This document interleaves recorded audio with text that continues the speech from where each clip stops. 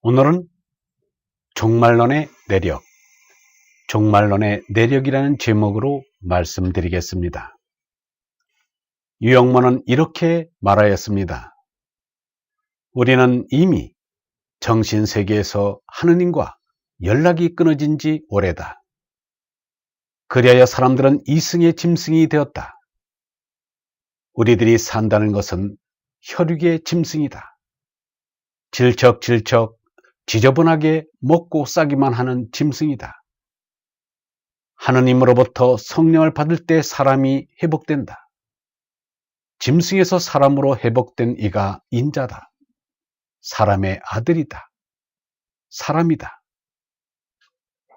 그런데 마음속에 성령이 나를 깨닫지 않고 문헌 연구로 뜻을 알려면 반드시 잘못된 판단에 빠지게 되어 있습니다.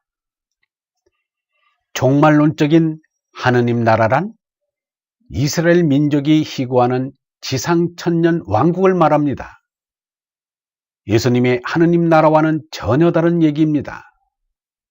이스라엘 민족은 여호와 하느님으로부터 선택을 받은 민족이라 생각하였습니다. 그러나 현실은 언제나 주위 강대국들에게 시달림을 받는 약소 민족에 지나지 아니하였습니다. 그 어디에서도 여호와 하느님의 선택된 민족으로서 은총을 받은 점을 찾아볼 수 없었습니다. 이 모순을 해결하기 위하여 생각해낸 것이 종말론적인 지상 왕국입니다. 지금은 이 민족들에게 짓밟히고 있지만 이제 이 역사에 종말이 와서 여호와 하느님의 신정시대가 오면 지금 의스되는 이 민족은 여호와의 심판을 받게 되고 이스라엘 민족은 여호와 하느님과 더불어 천년 왕국을 이루어 영광을 누리게 된다는 것입니다. 여호와 하느님이 직접 안 오시면 메시아를 보내서 친정을 하신다는 것입니다. 그래서 이스라엘 민족은 메시아를 대망했습니다. 종말이 오는 징후로는 기근, 지진, 전쟁 같은 큰 재난이 일어난다고 믿었습니다.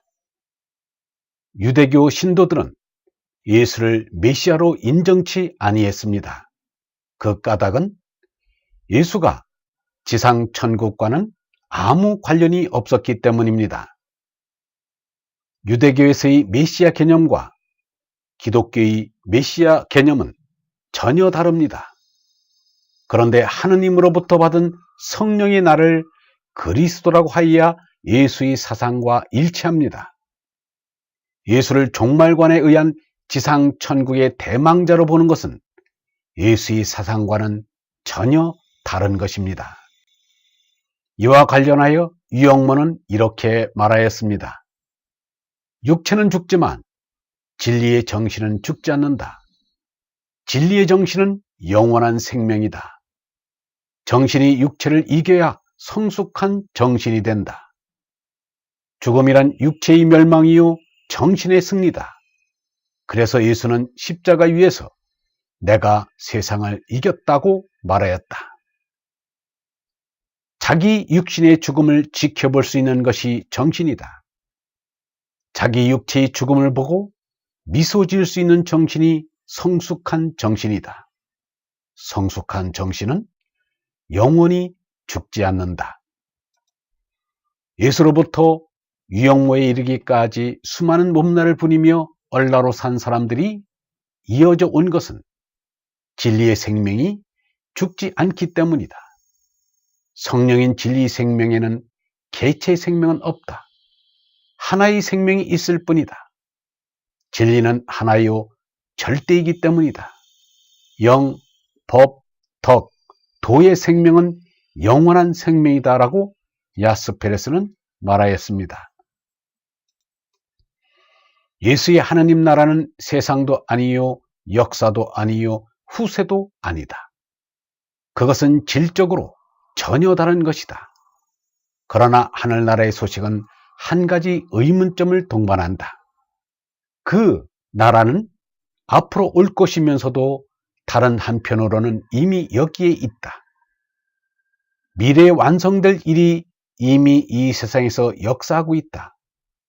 예수는 이러한 사상을 겨자씨의 비유로 설명한다.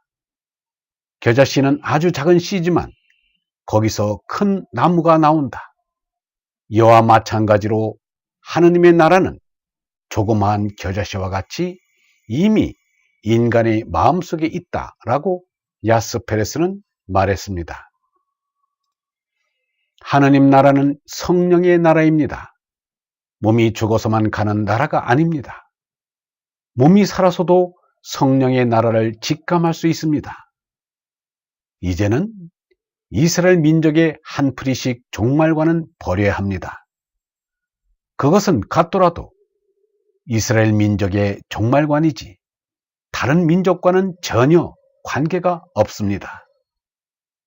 이 인류가 언제부터 몽땅 이스라엘 민족이 되기로 결정하였단 말인가?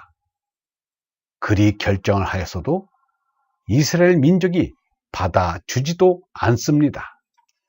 이제 우리는 나 자신의 육체에 닥칠 종말의 죽음을 내다보면서 사는 종말관을 갖도록 해야 할 것입니다. 톨스토이는 이렇게 말하였습니다. 죽음이 순간마다 너희들을 기다리고 있다. 너희들의 생활은 죽음 직전에서 이루어지고 있다. 제 아무리 너희들의 미래를 위해서 혼자 친히 노력하고 있다고 하더라도 유일한 것, 즉 죽음이 너희들을 기다리고 있다는 것만은 너희들도 알고 있을 것이다. 그리고 이 죽음이 너희들이 노력을 경주하고 있는 모든 것을 파괴한다. 즉 자기를 위한 생활은 전혀 아무런 의미도 가지고 있지 않다. 만일 올바르고 합리적인 생활이 있다고 하면 그것은 그 어떤 다른 곳에서 발견되지 않으면 안 된다. 즉 미래에 있어서의 자기를 위한 생활에 목적을 두지 않으면 안 된다. 이 땅 위에 태어난 날부터 사람의 위치는 딱 결정되어 있는 것이다.